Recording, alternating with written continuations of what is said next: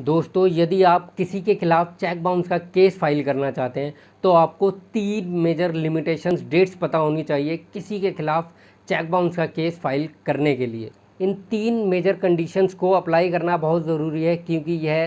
3 limitations dates मानी जाती हैं जिन्हें फॉलो करने के बाद ही आप कोर्ट में केस चेक बाउंस का फाइल कर सकते हैं। दोस्तों, पहली लिमिटेशन डेट है 30 दिनों के भीतर भीतर आपको लीगल नोटिस भेजना होता है। और 30 दिन कब से काउंट होते हैं? 30 दिन जब से काउंट होते हैं जब भी आपको अपने बैंक से रिटर्न मेमो मिलता है और उस रिटर्न मेमो में रीज़न भी लिखा होता है कि उसका रीज़न क्या है। इनसफिशिएंट फंड की वजह से वह बाउंस हुआ है, या फिर स्टॉप पेमेंट की वजह से वह चेक बाउंस हुआ है, या फिर सिग्नेचर मिसमैच की वजह से वह चेक बाउंस हुआ है, या ऐसे अन्य रीज़न की वजह से वह चेक बाउंस हुआ है। तो उस रिटर्न मेमो को प्राप्त करने के बाद आपके पास 30 दिन का समय होता है जिस पर्सन से आपने वह चेक लिया था, जो चेक करता है, उस चेककर्ता को लीगल नोटिस भेजने का। 30 दिनों के भीतर उस पर्सन को लीगल नोटिस आपको भेजना ही भेजना होता है। और दूसरा लिमिटेशन पीरियड है, जब भी आप उस पर्सन को 30 दिन के भीतर चेक सर्व कर देते हैं तो आपको 15 दिन तक उसका वेट करना होता है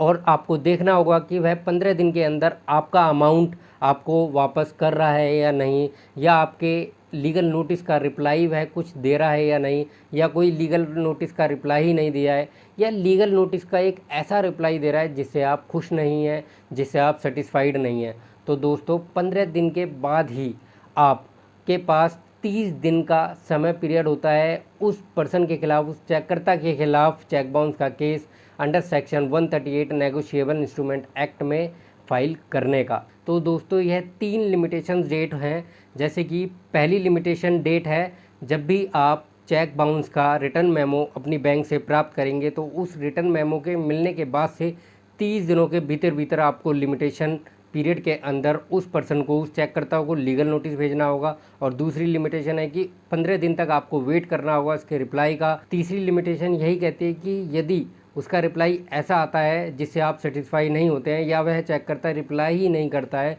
तब आपको 30 दिनों के भीतर भीतर उसके खिलाफ लर्नेड ट्रायल कोर्ट में केस फाइल करना होगा under section 138 negotiable instrument act के अंतर्गत।